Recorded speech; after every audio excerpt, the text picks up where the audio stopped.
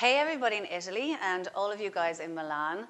It's so lovely to have you part of the CoderDojo movement. I was in Milan just last March for St. Patrick's Day and I got to meet some of the amazing champions and ninjas and volunteers and parents and had such an amazing time and really warm welcome from you guys.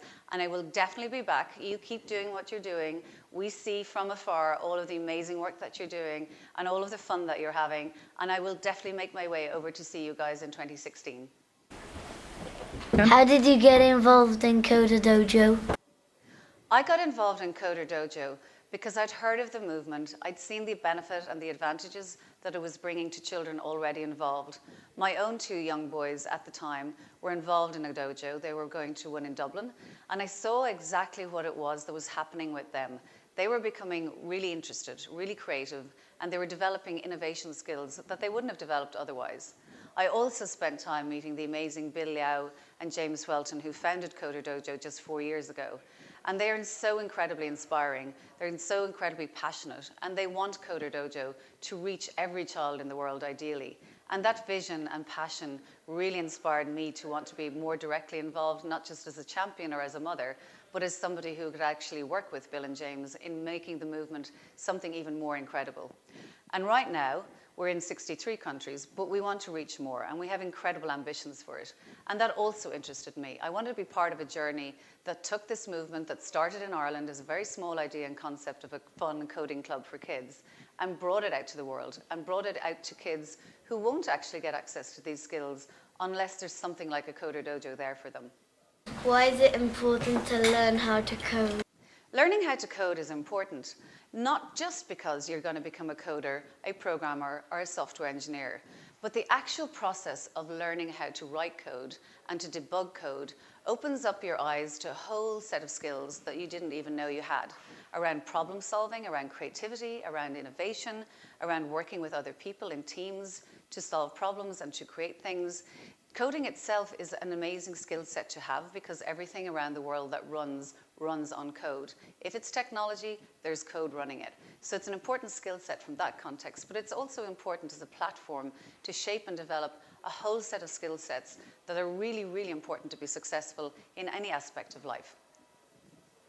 Could you give me some tips to be a good coder?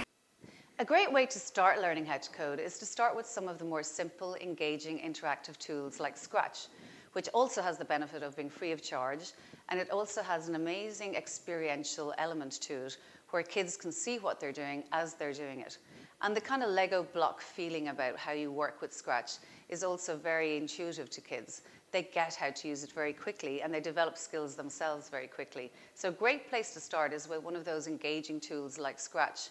And then as you're going into a new language, whether it's Ruby or Python or HTML or Java, you just kind of work the syntax, understand the basic fundamentals of how the syntax of that language works.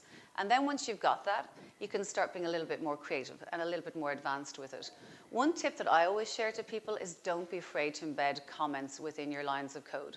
So just pure, clean typing code is great, but actually when you embed some comments that you can go back and look at and understand why you put that piece of code in, why you wrote it, that's a really helpful way of learning and then relearning and reminding yourself of what you were trying to achieve when you were typing those particular lines of code.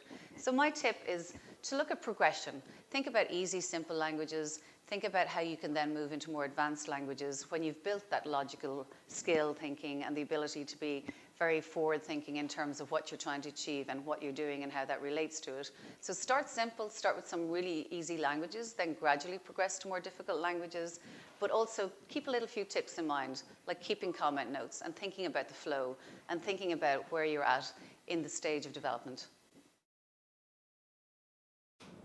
Happy holidays! Happy Christmas, CoderDojo! Thank you, Mary! Cheers! Cheers! Are you ready? I am ready. What is it? Can you give me some good tips to give me to what? Nice. Okay, so, do it again. So we see what we're What were the lines of Happy Christmas? Happy Christmas.